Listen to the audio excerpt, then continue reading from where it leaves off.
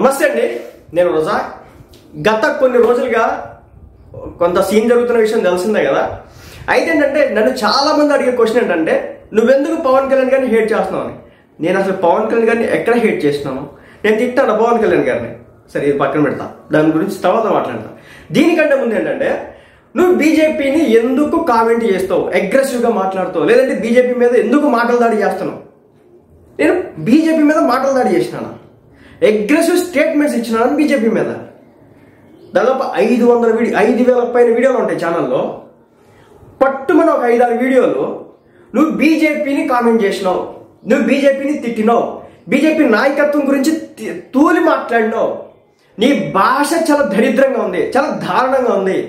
నువ్వు ముస్లింవి, నువ్వు బీజేపీ అంటే ఇష్టం ఉండదు, నీకు నరేంద్ర మోడీ అంటే ఇష్టం ఉండదు, నీకు బీజేపీ పార్టీ అంటే అసలు నీకు పడదు అని చెప్పేసి మరికొంతమంది. ఇలా ఒక్కళ్ళు కాదు, ఇద్దరు కాదు, ఎందుకులండి ఇలా చెప్పుకుంటూ పోతే చాలా అన్నమాట.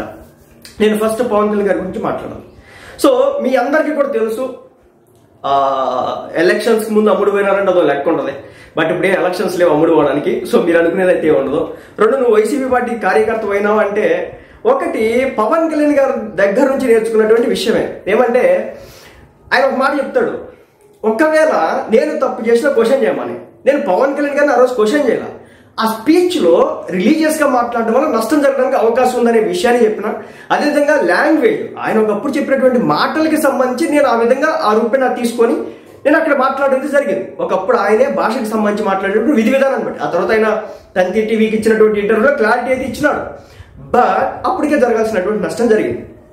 ఇప్పుడు ఏంటంటే, పవన్ కళ్యాణ్ గారిని నేను ఆయన్ని ఈ రోజు చూసిన వ్యక్తిని కాదు, నేను ఈ రోజు చూసిన వ్యక్తిని కాదు. నాకు తెలిసినటువంటి నేను 6-7 ఆ తరగతుల నుంచి నేను పవన్ కళ్యాణ్ గారికి పెద్ద ఫ్యాన్ అనమాట. అంటే ఆ చిన్న వయసులోనే గ్రీటింగ్స్ పంచడం అవన్నీ స్టార్ట్ అవుతుంది. సో అప్పటి నుంచి నేను ఫ్యాన్ని. మీరు ట్రెండ్ సెట్టర్ అనేది గబ్బర్ సింగ్లో డైలాగ్, నేను ట్రెండ్ ఫాలో గాను, ట్రెండ్ సెట్ చేస్తాను, దాని నుంచి వచ్చిన ఛానల్ ఇదనమాట. సో దీనికంటే ముందు మీరు గమనించాల్సిన విషయం ఏంటంటే, నేను పవన్ కళ్యాణ్ గారిని క్వశ్చన్ చేస్తానా అంటే, క్వశ్చన్ చేయడం అంటే ఆయన టార్గెట్ చేయడం కాదు, ఆయన తిట్టడం కాదు, దానికి మాట్లాడే విధానం ఒకటి ఉంటుంది. సో మనం ఆ రోజు అలా మాట్లాడడం, దీనివల్ల మనకు నష్టం జరిగేదానికి అవకాశం ఉంది, మన పార్టీకి నష్టం జరుగుతుందని చెప్పినా తప్ప దుర్భాషలాడి నన్ను తిట్టినానా? కానీ మీరు కదా దుర్భాషలాడింది, మీరు కదా నన్ను వ్యక్తిగతంగా టార్గెట్ చేసింది, మీరు కదా నన్ను రిలీజియస్ పరంగా అంటగట్టే ప్రయత్నం చేసింది. బీజేపీ పార్టీ దగ్గరికి వచ్చినప్పుడు రిలీజియన్ గురించి మాట్లాడతాను నేను. ఇప్పుడు ఇదే పవన్ కళ్యాణ్ గారి గురించి నేను నా ఛానల్ మొత్తం ఎత్తకండి, దాదాపు 5,000 వీడియోల వరకు ఇంచుమించు పవన్ కళ్యాణ్ గారి గురించే ఉంటాయి అనమాట. 5,000 పైన వీడియోలు ఉంటాయి కదా, 5,000 వీడియోలు, దాంట్లో కొన్ని వేల వీడియోలు డిలీట్ అయినాయిలండి, అది సెకండరీ. బట్ ఏంటంటే అవన్నీ కూడా ఆల్మోస్ట్ పవన్ కళ్యాణ్ గారి గురించి, జనసేన పార్టీ గురించే ఉంటుంది. ఎందుకు చేసినాం? ఆయన మంచోడని, మంచి వ్యక్తిత్వం అని. నిన్న కాక మొన్న పిఠాపురంలో ఎవరికో ఏది ఇబ్బంది ఉంటే కూడా డబ్బులు పంపకాలు సొంత నిధుల నుంచి ఇచ్చినటువంటి పరిస్థితి. అంత మంచితనం, అంత మంచి వ్యక్తి. అంటే చాలా మంది కంపేర్ చేస్తారు, రిలీజియన్ గురించి మాట్లాడకూడదని. మాట్లాడవచ్చు, మాట్లాడితే ఏమవుతుందంటే, ఓవైసీ ఒక పార్టీ అయిపోయింది కదా, ఎంఐఎం పార్టీ ఏదైతే ఉందో అది కొంత ఒక రిలీజియన్కి సంబంధించి అంటగట్టబడుతుంది. ఇప్పుడు బీజేపీ ఉంది, బీజేపీ పార్టీకి ముస్లింలు వద్దా, దళితులు వద్దా, క్రిస్టియన్స్ వద్దా? మీకు కావాలి కదా, మీరు వాళ్ళని హక్కుని చేర్చుకోమని చెప్పేదే నా మాట విధానం. దాన్ని మీరు వేరేగా తీసుకుని దాన్ని నేనేం చేయలేను. సో ఇప్పుడు బీజేపీ పార్టీ రిలీజియస్ విషయానికి వస్తాను. ఫస్ట్ నన్ను చాలా మంది అడిగే విషయం ఏంటంటే, నువ్వు కాంగ్రెస్కి సపోర్ట్ చేస్తావు, బీజేపీకి సపోర్ట్ చేస్తావు అంటే, దీనికంటే ముందు ఇంకో మాట చెప్పాలి. నేను మొన్న ఎలక్షన్లో ఓటేసినా కదా, కొంతమంది చాలా మంది చేత వేయించినా కదా, సో ఓటు వేసే విధంగా కూడా నా వంతు ప్రయత్నం చేసినా కదా, ఇది చీమ తలగా అంత చేసినా కదా. అయితే ఎన్డీఏ ప్రభుత్వంలో బీజేపీ పార్టీ కూడా ఉంది కదా, మరి అలాంటప్పుడు బీజేపీ పార్టీ ఓటు వేయకూడదు కదా మనం. సరే, అది జనరల్ ఎలక్షన్స్, ఏదో కోపం ఉంది, ఏదో అగ్రెషన్ ఉంది కాబట్టి వేసినాం అనుకుందాం, అది పక్కన పెడదాం కొంచెంసేపు. మొన్న ఎమ్మెల్సీ ఎలక్షన్స్లో నేను ఓటేసిన రోజున ఓటేయడానికి వచ్చినాను, ఐ కాస్ట్ మై ఓట్ అని చెప్పేసి నేను పోస్ట్ పెట్టినా కదా. ఇగో మరక ఇంకా ఉంది చూడండి, మరక మంచిదే ఉంది కదా, ఓటేసిన మరక ఎమ్మెల్సీ ఎలక్షన్స్లో వేసినటువంటి ఇంక్ అనమాట అది. అయితే 5,000 రూపాయలు ఖర్చు పెట్టుకుని హైదరాబాద్ నుంచి నేను ఉండే ప్లేస్కి వచ్చి, అంటే అప్పటికప్పుడు టికెట్ బుక్ చేసుకుని 1,500 పడిందన్నమాట, బుక్ చేసుకుని వచ్చి టక్కును ఓటేసి వెళ్ళినటువంటి పరిస్థితి. ఇలాంటి టైంలో మళ్ళీ ఎక్స్ట్రా ఖర్చులు బొక్క బొగడ, పైగా స్ట్రెయిన్. ఏది దేనికోసం? ఎమ్మెల్సీ ఓటు కోసం. నాకు పైసా ఉపయోగం లేదు, అసలు ఈ ఎమ్మెల్సీ ఓటు వేయడానికి రాకపోయినా నాకు అది వచ్చే నష్టం లేదు. బట్ 10 మందికి మనమే చెప్తున్నాం, ఎమ్మెల్సీ ఎలక్షన్స్లో ఓటు వేయమని ఇలా చెప్తున్నాం. ఎన్డీఏ పార్టీలో బీజేపీ ఉంది కదా, సరే అదంటే జనరల్ ఎలక్షన్స్ కాబట్టి ఓటు వేయడానికి వచ్చినాం, వేయించినాం. కానీ ఎమ్మెల్సీ ఎలక్షన్ వల్ల నాకు వచ్చే ఉపయోగం ఏంటి? ఏం లేదు కదా. బట్ అయినప్పటికీ కూడా ఓటు వేసినా కదా, ఓటు వేసినా కదా. గుర్తుపెట్టుకోండి, నువ్వు ముస్లింవి, నీకు ఓవైసీ అంటే ఇష్టం, ఓవైసీ నీ చుట్టం, మీది పాకిస్తాన్ అని చెప్పేసి మాట్లాడడం. నేను ఒక విషయం చెప్పదలుచుకోండి, ఛానల్ మొత్తం ఎత్తకండి. ఓవైసీ గురించి నేను ఎన్ని వీడియోలు చేసినాను చూడండి, ఓవైసీ పార్టీ ఎంఐఎం గురించి ఎన్ని వీడియోలు చేసినాను చూడండి, ఓవైసీ రాజకీయం గురించి ఆయన రాజకీయ వ్యవహారాలకు సంబంధించి ఏమైనా వీడియోలు పడ్డాయేమో చూడండి. బీజేపీ గురించి అయినా కొన్ని వీడియోలు ఉంటాయేమో, కానీ నాకు తెలిసి ఓవైసీ గురించి కానీ ఎంఐఎం పార్టీ గురించి ఒక్క వీడియో కూడా ఉండదు అన్నమాట. ఎందుకు లేవు? మనం ఆ సిద్ధాంతంలో లేవు. ఓవైసీకి మనకి సంబంధం లేదు. మనది ఆంధ్ర, అలాగే తెలంగాణ. పైగా ఏంటంటే అసలు ఆంధ్రాలో ఎంఐఎం అనే పార్టీ ఉందో లేదో కూడా నాకు ఈ రోజుకి కూడా తెలియదు. ఇక బీజేపీ పార్టీ విషయానికి వస్తారా? ఇప్పుడు ఎంఐఎం వచ్చేసి ఓల్డ్ సిటీలో ఒక ప్రాంతానికి మాత్రమే కన్ఫైన్ ఉంది, ఎంటైర్ తెలంగాణకి కూడా కాదు. మహా అయితే గెలిచేది కొన్ని ఎమ్మెల్యే సీట్లు, కొన్ని ఎంపీ సీట్లు మాత్రమే. అదేవిధంగా కొన్ని రాష్ట్రాల్లో ముస్లిం కమ్యూనిటీ ఎక్కడైతే ఎక్కువ ఉంటుందో ఆ ప్రాంతంలో కొంతమేర పట్టున్నమాట వాస్తవం. ఇప్పుడు ఎంఐఎం పార్టీ ఏ విధంగా అయితే ఉందో, ముస్లిం వర్గాలకి మాత్రమే కన్ఫైన్ అయిపోయి ఏ విధంగా అయితే ఉందో, అదే మాదిరి బీజేపీ పార్టీ అయితే బాగుంటుందా? మనం చూసినారు కదా, కన్ను లొట్టబోయి గెలిచినారు. భారతదేశంలో 140 కోట్ల మంది జనాభా ఉన్నారు. దాంట్లో 25 నుంచి 30 కోట్ల మంది ముస్లిం కమ్యూనిటీ ఉంది. ఒక 5 నుంచి 10 కోట్ల మంది క్రిస్టియన్ కమ్యూనిటీ ఉంది. దళితులు ఉన్న ఈ ఓట్లు బీజేపీకి వద్దా? కావాలి కదా. ముస్లిం ఓట్లు బీజేపీకి కావాలి కదా. గెలవాలంటే తప్పనిసరిగా పడాల్సిందే కదా. మరి అప్పుని చేర్చుకోండి. మీరు మా వాళ్ళని చెప్పండి, ఎందుకు ఓటేరు? మన ముస్లింలు మీకు ఓటేలేదో వచ్చి, ఎన్డీఏ కూటమిలో ఉన్నంత మాత్రాన పవన్ కళ్యాణ్ గారు చెప్పినారని చెప్పేసి ఓటేసినారు కదా వచ్చి, చంద్రబాబు నాయుడు గారు చెప్పినంత మాత్రం ఓటేసినారు కదా వచ్చి. ఇప్పుడు విజయవాడలో సుజయ్ చౌదరి గారు గెలిచినారు కదా, విజయవాడ పశ్చిమ. మెజారిటీ కమ్యూనిటీ ముస్లిం ఉంటుందా? మరి ఓట్లు ఎందుకు పడ్డాయి? బీజేపీ పార్టీ అభ్యర్థి కదా, ఎందుకు వేసినారు? ఒక్క ప్రాంతానికే కన్ఫైన్ అవుతారు ఆ బీజేపీ పార్టీ.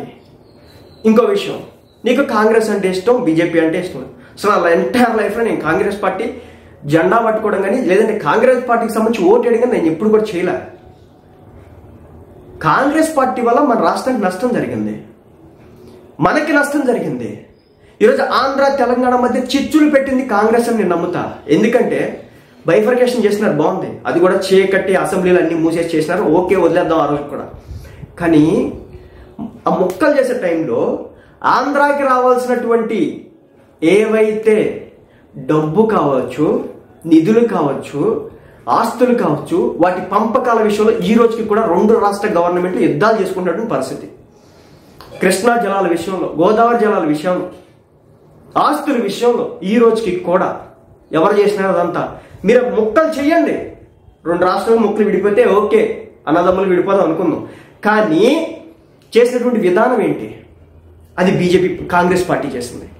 పార్టీ నేను సపోర్ట్ 80% చేయను. రెండోది, ఈ రోజు మీరు తెలంగాణలో చూస్తున్నారు, కాంగ్రెస్ పార్టీ అధికారంలోకి వచ్చిన తర్వాత వాళ్ళు పడుతున్నటువంటి ఇబ్బందులు, పార్టీలు.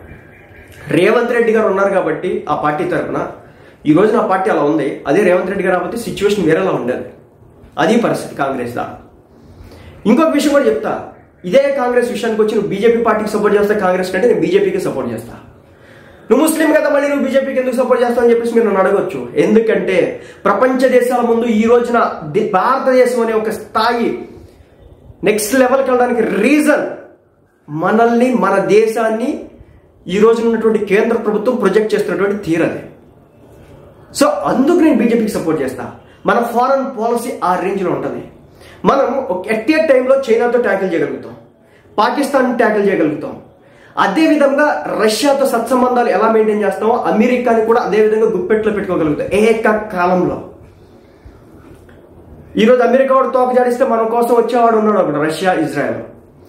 ఒకవేళ చైనా వాడు తోక జాడిస్తే మన కోసం రావడానికి అమెరికా కూడా సిద్ధంగా ఉంది ఇప్పుడు. ఆ విధంగా ఒక స్ట్రాటజికల్ మూవ్మెంట్ వేస్తాడనమాట, స్ట్రాటజికల్ మూవ్స్ వేస్తూ ఉంటాడు అనమాట ఇప్పుడు ఉన్నటువంటి కేంద్ర ప్రభుత్వం. అందుకు నేను బీజేపీకి సపోర్ట్ చేస్తాను. ఇక్కడ రిలీజియస్ పరంగా వచ్చేటటువంటి యుద్ధాలే తప్ప చెప్తున్నా, ఇండియాలో రిలీజియస్ పరంగా కొట్లాట్లు అయితే బాగా పెరిగినాయి, సోషల్ మీడియాలో బూతుల పురాణాలు అయితే పెరిగినాయి. అంటే అర్థం చేసుకోండి, నువ్వు బీజేపీకి వ్యతిరేకమా, నేను క్వశ్చన్ చేస్తా, బట్ అంత మాత్రాన బీజేపీని నేను గుడ్డిగా క్వశ్చన్ చేసేవాడిని కాదు, అలా అని చెప్పేసి గుడ్డిగా నమ్మేటోడిని కాదు. బీజేపీ అక్కడ ఏదైనా వాషింగ్ పౌడర్ నిర్మాణం అంటే కానీ నేను అక్కడ క్వశ్చన్ చేస్తా. అలా కాకుండా బీజేపీ శుద్ధ పోస అని కూడా నేను చెప్పలేను, ఎందుకంటే ఎవరికున్న బొక్కలు అనుకుంటే ఏదో ఒక చోట. అర్థమవుతుందా? కాదు నువ్వు అక్కడ శుద్ధ పోసలు అన్నట్టు ఇంకా 100% వాళ్ళ గురించి ఇంకా వాషింగ్ పౌడర్ నిర్మాణం అన్నట్టు వేయాలంటే మన వల్ల కాదు. క్వశ్చన్ చేస్తాం, చెయ్యాలి, అది ప్రజాస్వామ్యం, మనకు రాజ్యాంగం కల్పించినటువంటి హక్కు. మరి నేను పవన్ కళ్యాణ్ గారిని అదే చేసినా కదా, బానిసత్వం కాదు కదా మంది, అభిమానం గుండెల్లో ఉంటుంది, ప్రేమ ఉంటుంది, వచ్చి ఓటేసే అంత ఇష్టం ఉంటుంది. అంత మాత్రం మనం క్వశ్చన్ చేయొద్దంటే పార్టీకి నష్టం జరుగుతుంది అనిపించింది. వాయిస్ ఉంది, మాట్లాడే దేవుడు వాయిస్ ఇచ్చినాడు, ఇంకేమి మాట్లాడొచ్చు కదా, అది సంగతి. సో ఇంకో మాట కూడా చెప్తున్నా, ఇక్కడ కామెంట్లు చేసే బ్యాచ్లో మెజారిటీ పీపుల్ అసలు వాళ్ళకి సబ్జెక్ట్ తెలుసో లేదో ఏందో ఏం అవగాహన ఉండదు. కానీ ఏంటంటే దొరికినాడు, టైం చాలా ఏళ్ళు అయిపోయింది, ఎక్కడ దొరుకుతాడని చూస్తూ ఉంటారు, వేసినారు, అది సంగతి. అందుకే నేను ఎప్పుడు కూడా ఏమంటే, నేను కొంచెం అగ్రెసివ్గా ఉన్నప్పుడు కొన్ని రోజుల పాటు వీడియోలకు చాలా దూరంగా ఉంటాను అనమాట. నేను మన P4 సర్వే వల్ల నష్టం జరుగుతుందని చెప్పిన. ఈరోజు ఎంపీపీలు ఎందుకు పోయినాయి, స్థానిక సంస్థల్లో వైసీపీ ఇప్పుడు ఎందుకు 8కి టీడీపీ ఎందుకు గెలిస్తే వైసీపీ ఎందుకు గెలుస్తుంది? గ్రౌండ్ లెవెల్ మాత్రం తెలియదా? 10 ఏళ్ళు రాజకీయాల్లో చూస్తున్నాండి రెగ్యులర్గా, మీరు న్యూస్ చూసుకోండి. వైసీపీ పార్టీ గెలవలేదా, ఎంపీపీలు గెలవలేదా, స్థానిక సర్పంచ్లు గెలవలేదా, ఉప సర్పంచ్లు గెలవలేదా? ఈరోజు వార్త అది చూసుకోండి. టీడీపీ ఎందుకు గెలిస్తే వైసీపీ ఎందుకు గెలిచింది, జనసేన ఒకటి గెలుస్తుంది, అది కూడా కాకినాడలో. నష్టం జరుగుతుంది అర్థం చేసుకోండి అని చెప్పడమే తప్పు అయితే, జగన్మోహన్ రెడ్డి గారికి ఇలా చెప్పేవాళ్ళు లేక అంత అయింది ఆయన దెబ్బ. జగన్మోహన్ రెడ్డి గారు వచ్చి రెగ్యులర్గా ప్రెస్ మీట్లు పెట్టి 3 రాజధానులు 30 కోట్ల రాజధానులు ఇలాంటి కథలన్నీ పడకపోయింటే కానీ ఈరోజు ఆయన ఓడేవాడు కాదు. కానీ ఎందుకు ఓడినాడు? ఇలా మన పార్టీ అయినప్పటికీ కూడా మనం ఒక హింట్స్ ఇస్తే, మనం క్వశ్చన్ చేస్తే ఇక్కడ జరుగుతుంది, కరెక్టే కదా. ఇప్పుడు మొన్న టీడీపీ పార్టీకి సంబంధించినటువంటి ఒక కార్యకర్త నీ చంపేస్తే టీడీపీ పార్టీ కార్యకర్తలంతా నారా లోకేష్ గారిని, చంద్రబాబు నాయుడు గారిని ట్యాగ్ చేస్తూ మాట్లాడారు. ఏమని మాట్లాడారు? మీరు అధికారంలో వచ్చినప్పటికి కూడా కార్యకర్తల మరణాలు చూస్తున్నారు, మీరు అధికారం లేకపోయినా మరణాలు క్వశ్చన్ చేసినారు కదా. క్వశ్చన్ చేయాలి కార్యకర్త, అలా అని చెప్పేసి గుడ్డిగా క్వశ్చన్ చేయకూడదు, లేదంటే బజార్కి లాగేయకూడదు, లేదా రోడ్డుకి లాగేయకూడదు, కన్స్ట్రక్టివ్ వేలో ఉండాలా. సో నేను బీజేపీనైనా అదే చేస్తా, జనసేన పార్టీ విషయంలోనే అదే మాట్లాడతా. నేను గుడ్డిగా వేగ్గా దొరికినాడు కదా, వాడెవడ వేసుకుంటున్నాడు కదా, ఇష్టం వచ్చినట్టు అడ్డగోల వ్యాఖ్యానాలు, కామెంట్, అవి మన వల్ల కాదు. చదువుకున్నాం కదా, విజ్ఞత ఉంటుంది కదా, అది సంగతి. సో ఇదన్నమాట చాలామంది అడిగేదానికి సంబంధించి, నువ్వు బీజేపీకి వ్యతిరేకమా లేదంటే ఇంకేదా అంటే చెప్తా. కాంగ్రెస్తో కంపేర్ చేస్తే బీజేపీ పార్టీని ఇంకా అధికారంలో ఉండాలని కోరుకునే వ్యక్తులు మొదటి వ్యక్తిని నేను. మన దేశం ప్రపంచ దేశాల ముందు నెక్స్ట్ లెవెల్కి పోతుంది. కానీ ఏంటంటే ముస్లింలను దగ్గర తీసుకోండి, క్రిస్టియన్స్ని దగ్గరికి తీసుకోండి, తర్వాత ఎస్సీ ఎస్టీ దళితులు ఎవరైతే ఉన్నారో వర్గాలని దగ్గరికి తీసుకోండి. మీకు మేము ఉన్నామని చెప్పేసి ఒక భరోసా ఇవ్వండి. ఆ భరోసా మీరు కల్పిస్తే కనుక ఒక 10-15 ఏళ్ళు మీదే అధికారం. అలా కాదు, చిచ్చులు పెడతాం, గొడవలు ఆడుకుంటాం, ముస్లింలు క్రిస్టియన్స్ అంటే మన కన్ను లొట్టపోయింది కదా, పవన్ కళ్యాణ్ గారు లేకపోతే అయ్యేది కాదు కదా. అలాంటి పరిస్థితులు వస్తాయి, అక్కడ దాకా ఎప్పుడు కూడా తెచ్చుకోకూడదు. ఎందుకంటే కాంగ్రెస్తో కంపేర్ చేస్తే బీజేపీ బెటర్ అనే స్టేజ్లో ఈ రోజున ఇస్లాం వర్గం కూడా ఉంది, ముస్లింలు కూడా ఉన్నారు. కాబట్టి దాన్ని దయచేసి పాడు చేసుకోవద్దు. సో ఇదన్నమాట నా కంప్లీట్ ఒపీనియన్ బీజేపీ పార్టీ మీద కావచ్చు, కాంగ్రెస్ మీద కావచ్చు, పవన్ కళ్యాణ్ గారి మీద కావచ్చు, సో రాజకీయాలకు సంబంధించి కావచ్చు. నువ్వు క్వశ్చన్ చెయ్యొద్దు, నువ్వు మనోడైనప్పుడు కూడా క్వశ్చన్ చేయొద్దంటే క్వశ్చన్ చేయాలి భయ్యా, క్వశ్చన్ చెయ్యాలి. మనోళ్ళు ఎక్కడైనా తప్పు జరుగుతుంది మనం అడగాలి. ఇక్కడ తప్పు జరుగుతుందంటే రియాక్షన్ వస్తుంది, మనం తప్పు చేయట్లేదు, మనం ఇవేలా వెళ్తున్నాం అని చెప్పేసి చెప్పేవాళ్ళు కూడా ఉంటారు. అది బయటికి రానియండి. అలా కాదు, ఇప్పుడు పవన్ కళ్యాణ్ గారు ఎందుకు సన్యాసి ఇచ్చినారు భాష విషయంలో చెప్పండి నాకు. నేను మాట్లాడినా కదా 3 లాంగ్వేజ్ల విధానానికి సంబంధించి మాట్లాడితే మీరు చించుకున్నారు కదా. పవన్ కళ్యాణ్ గారు ఎందుకు క్లారిటీ ఇచ్చినాడు తంతే టీవీకి, తమిళ మీడియాకి ఇచ్చినటువంటి ఇంటర్వ్యూలు ఎందుకు మాట్లాడినాడు పవన్ కళ్యాణ్ గారు? నేను క్వశ్చన్ చేసినా కదా, నాకు ఆ స్పృహ ఉంది కదా, అందుకు క్లారిటీ ఇచ్చినాడు. అంటే నా కోసం క్లారిటీ ఇలా సమాజం అనుకుంటున్నటువంటి విషయానికి సంబంధించి క్లారిటీ ఇచ్చినాడు. అర్థమైందా? రిలీజియస్ పరంగానే అదే చెప్తాడు ఆయన. అది కావాలి, మనకి బయటికి రావాలి. అలా కాదు నేను దీక్షలు చేస్తాను, నేను ఇస్లాం, ఆయన ఎక్కడ మాట్లాడకపోవచ్చు, బట్ నెగిటివ్ వేలే అవుతుంది. దాన్ని కనుక మనం కట్టడి చేసుకోకపోతే కొన్ని వర్గాలు సమూలంగా దూరం అవుతాయి. ఏది ఎంఐఎంకి ఒకే వర్గం ఉన్నట్టు, ఒకే ప్రాంతం ఉన్నట్టు, జనసేన పార్టీకి కూడా ఒకే వర్గం ఒకే ప్రాంతం కావాలా? బీజేపీ పార్టీకి కూడా ఒకే వర్గం ఒకే ప్రాంతం ఒకే వర్గం అవుతుంది కదా, అది కావాలా? అలా అవడం వల్లే కదా మొన్న నష్టపోయినారు. జనసేన పార్టీ, టీడీపీ పార్టీ లేకపోతే అసలు కాంగ్రెస్ అధికారంలోకి వచ్చింది కదా. కాంగ్రెస్ లాంటి పార్టీ అధికారంలోకి వస్తే సిచ్యువేషన్ ఏంటో పక్క రాష్ట్రాల్లో చూస్తున్నాం కదా, అది కావాలి మనకి. మీరు ఆలోచించుకోండి. నేను క్వశ్చన్ చేసిన దాంట్లో తప్పు ఉందా ఒప్పుందా అంటే, నేను ఎందుకు వీడియోలు చేయట్లేదంటే, నేను కొన్ని సందర్భాల్లో అగ్రెసివ్గా ఉంటే కనుక మాట వెళ్ళిపోతుంది. వన్స్ మాట వెళ్ళిపోయిందంటే దాన్ని తీసుకోవడం కష్టం. పవన్ కళ్యాణ్ గారు చెప్తారు కదా, మాట్లాడేసిన తర్వాత దాన్ని తీయడం కష్టం ఇంకా అవ్వదు. అందుకోసం అని చెప్పేసి నేను కొన్ని రోజులు సైలెంట్గా ఉంటా, వేరే వీడియోలో ఏమైనా చేస్తూ ఉంటా. అర్థం చేసుకోండి.